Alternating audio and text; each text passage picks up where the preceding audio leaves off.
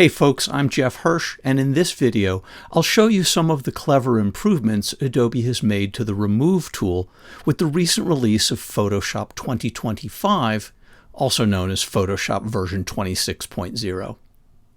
For my money, the most significant improvement in the latest major update to Photoshop has to be the new Find Distractions option that Adobe has added to the already fantastic Remove tool. Last year, I did a video all about the Remove tool and just how well it works at taking out distracting elements from your photos. I showed you how it can remove elements in such a way that you'd never even know they were there in the first place. If you haven't watched that video yet, you'll definitely want to give it a look before you continue on with the material in this video. This one builds upon the last one. I'll link to that video in the description below. What I want to show you today is the new option for finding distractions. Adobe has added this new feature within the Remove tool that will help you automate the process of finding and eliminating two particular types of distractions in your photos. One is wires and cables, and the other is people. What this new feature really does is give you an AI-assisted helping hand in using the Remove tool. It sort of turbocharges the tool to make it even more useful to you. The Remove tool still works pretty much the way that it did before, only now you've got a virtual assistant helping you mark off those areas you'd like to remove.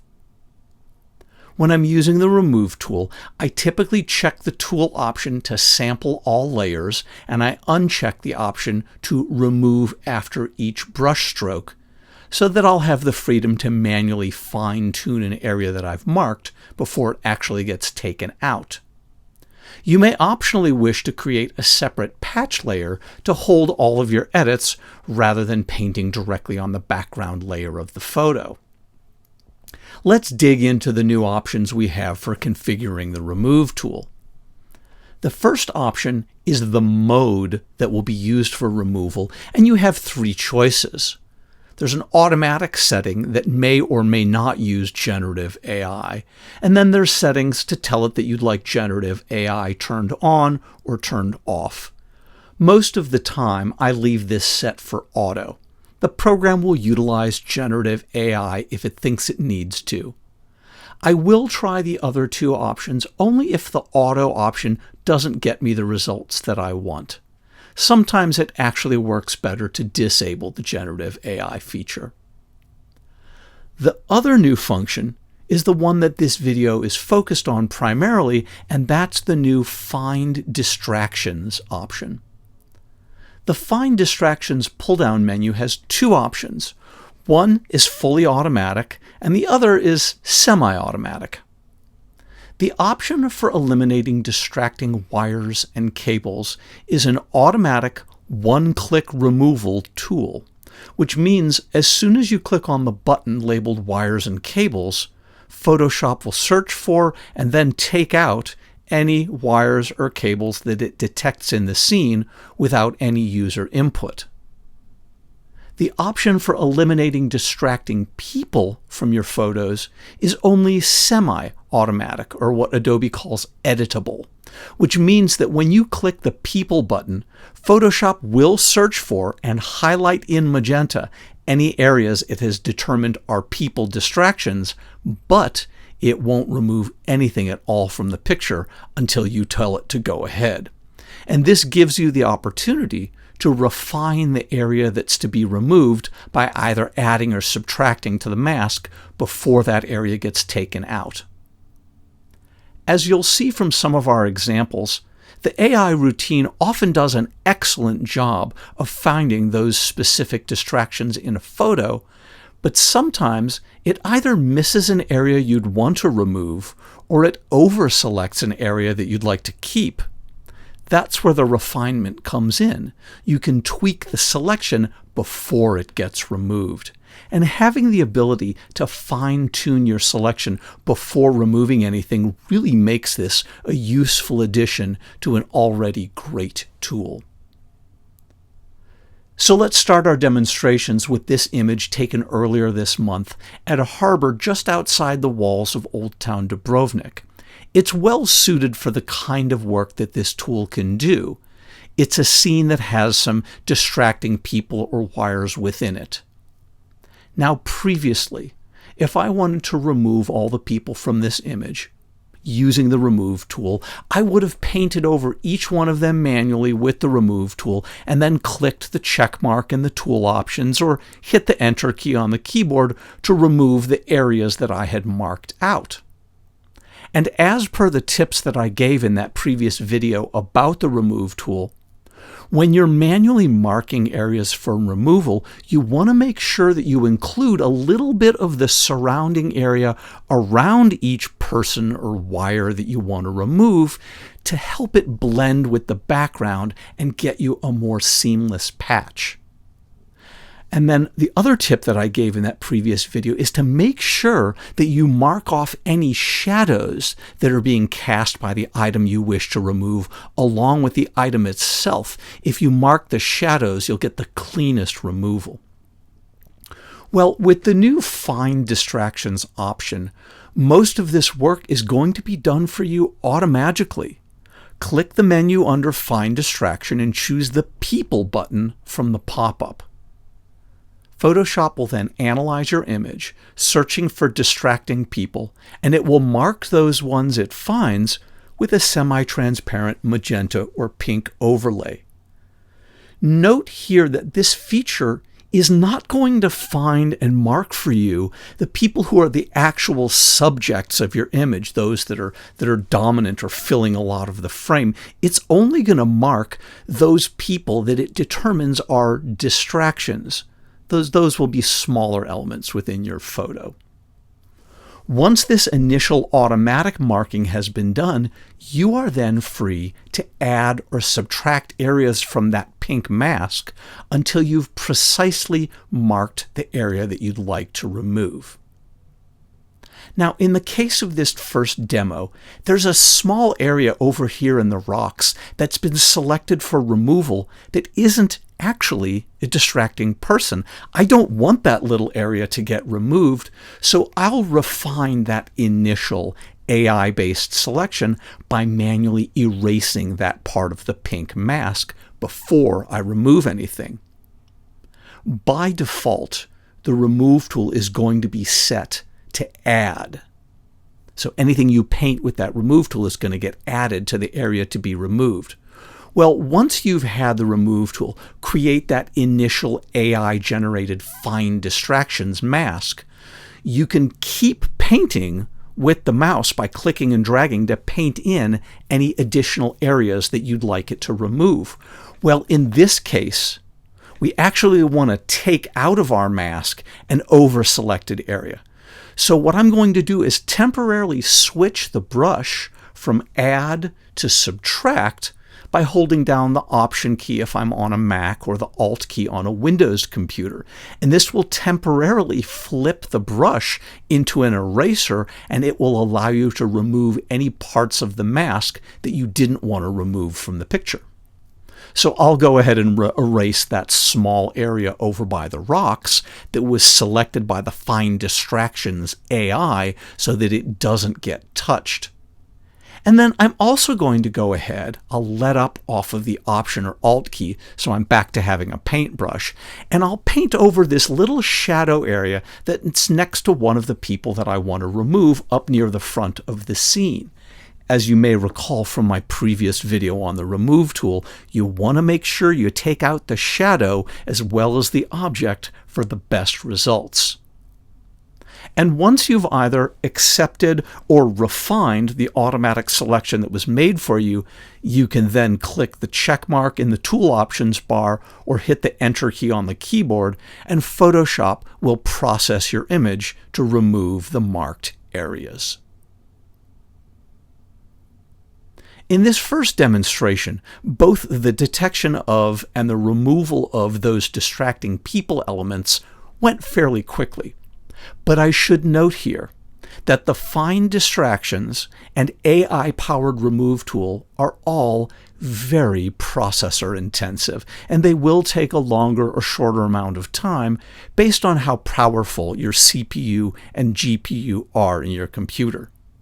Even modern machines will get something of a workout when using these rather demanding AI-based functions. Older machines with older graphic cards may take a longer time to complete this function, or might even fail entirely in some cases. Windows users, you'll want to make sure that your graphics drivers are up to date before you try using this function. Mac OS users, your GPU updates come with the regular operating system updates, so just make sure you are likewise up to date.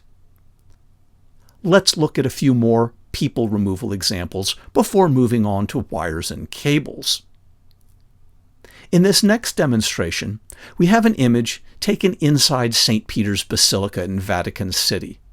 Now, I'd love to get a clean shot of this massive interior space without all of those tourists in the way, but good luck convincing them all to move to one side while I get my shot.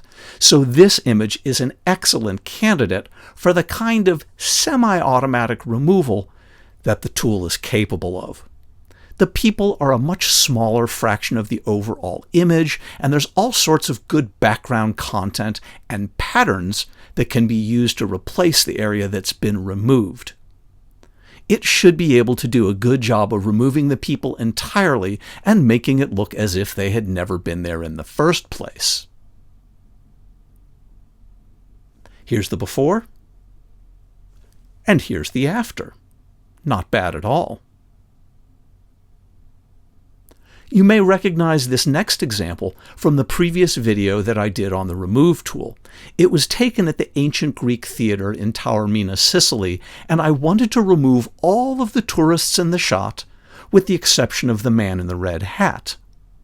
Well, we didn't have the Find Distractions option at the time, so I had to go in and manually mark each of the people I wanted to take out using the Remove tool. Now it's just that much easier. All I really have to do is use the Find Distractions option and select People from the pull-down menu. Photoshop will then automatically find and mark in pink or magenta all of the people distractions it has identified. And a reminder that it will only mark them for you. It's not going to remove anything until you give it the go-ahead. In this case, it's also gone ahead and marked the man in the red hat as an area that's going to be removed, and I'd like to keep him, so I'm going to modify the mask it's created by using the Remove tool in the eraser mode. I'll hold Option on the Mac or Alt on Windows, and I'll erase out that part that's covering the man in the red hat so it won't be taken out when I click on the check mark or hit the Enter key. And sure enough, it does just as good a job as the previous version did at taking out all of the various people distractions. But in this case, it pretty much found them all automatically, and I didn't have to go around the picture painting out each person by hand. So while it's not entirely an automatic process, it is mostly automated with the ability to manually tweak the areas you'd like to remove. Now, let's turn to the other kind of distraction that the Remove tool has now been programmed to take out: wires and cables. In the case of the wires and cables option in the Find Distractions pull-down menu, it's an entirely automatic process. When you click the button, it finds anything it thinks are wires or cable, and then removes them. You don't get to tweak the mask that defines the areas to be removed at all, and you have no control over the process once you start it. As such, you may find that this tool isn't quite as automagic or useful as the function to remove people distractions, but it's still a solid tool. When the automatic wire and cable detection works, it works great. And when it doesn't, you still have the ability to use the Remove tool without the Find Distractions mode, and you'll still be able to manually define the areas you want to take out, and the Remove tool still does an excellent job taking those things out of your picture. I will say that the wires and cables part of the Find Distractions algorithm seems to do best with thin, sharply focused, clearly defined wires that are against a high contrast background like sky or sea, a lighter or darker background than the cables themselves. If the wires or cables are a little thicker or maybe slightly blurred in focus, your initial removal may still leave a small halo behind, and you might need to go back in and do a second removal to take out that haloed wire or cable completely. For our first example, let's look at this photograph of some decorative lampshades that are hanging over a street outside of Budapest. With the Remove tool active, I'll choose Wires and Cables from the Find Distractions option, and Photoshop will first analyze the image and then automatically remove any wires or cables that it has detected. The wires and cables part of Find Distractions is even more process intensive than the Find People Distractions option, so I'll go ahead and speed up the video here so you don't have to wait around for the image to be processed. Now that it's done, you can see that it did a pretty darn good job of taking out all of the wires that were holding up the lampshades. And not only did it remove those wires, but it perfectly replaced the background areas that they were crossing over. One of the things I really like about the Remove tool is how well it handles removing a distraction that crosses over different background surfaces. Really, the only flaw here is that the automatic remove routine left behind a little bit of a halo on the lower wire there. Another pass over that area with the Remove tool should be enough to take that out as well. A quick patch to one or two of the lampshades, and you'd never know those wires were in there in the first place. And with the wires removed entirely, the lampshades kind of look like they're floating in the air. Now, in this next example, the wires are a little bit more, well, let's say embedded in the image, and they're a little harder to see with the naked eye. There are some larger wires that run across most of the image and some smaller ones that go over some smaller areas, and you have to zoom in closely to even see some of them. And despite the subtlety and the complexity of the wires in this image, the algorithm is still capable of finding and removing all of the various wires that go across it, including the smallest ones. Now, for this demonstration, I'm going to go ahead and make a copy of the background layer and remove the wires from that one so I can show you more closely what the algorithm has actually detected and taken it out. So now that I've made a copy, I'll go ahead and I'll use that Remove tool. We'll find the distractions that are wires and cables, and I'll once again speed up the video since this one takes a while to process. Now that it's finished, first let me show you the before and after view of the wires that got removed. It really did a fantastic job. Next, I'm going to go ahead and switch the blend mode for the copied layer that's on top. I'm going to switch it to the difference blend mode so I can more easily show you the differences between the removed version and the original version. And you can clearly see here in the lighter tones all of the various wires of different sizes that had been taken out by the Remove tool. I have to say, I was impressed with how well the tool managed to work on an image like this, where the wires weren't as well defined and as crisp as they were in some of the other example images I tried it on. And for this next example, let's look at another complex wire and cable removal challenge. In this case, we have an image from Prague that is positively crisscrossed by multiple wires and cables of different sizes. And those many wires cross in front of a variety of complicated background textures and colors.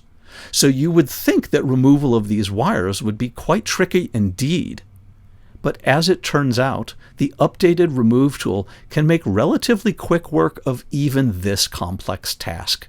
It can find and remove entirely the distracting wires and cables with a single click, saving you precious editing time. Finally, there's one more image I'd like to throw at this algorithm to see just how well it can handle the challenge. This one was taken last year in Old Saigon and features an entire rat's nest of wires and cables against a busy and complicated background. This one doesn't have nearly as much contrast or figure ground separation between the wires and the background, so I suspect it will be considerably harder to get good results. Let's see how it does. Well, frankly, I'm shocked at how well it was able to remove even this complex tangle of wires. Yes, it's not perfect. You can see some areas that, well, they're kind of problematic. They're not patched as well as some of the other areas. But for an automatic function, it's pretty damn impressive.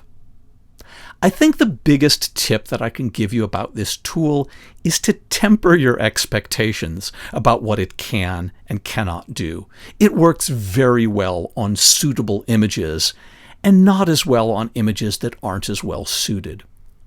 And while it doesn't work perfectly in all cases, if you choose the right sort of image to start with, it can do an incredible job of automating the process of finding and removing certain kinds of distractions from your photos.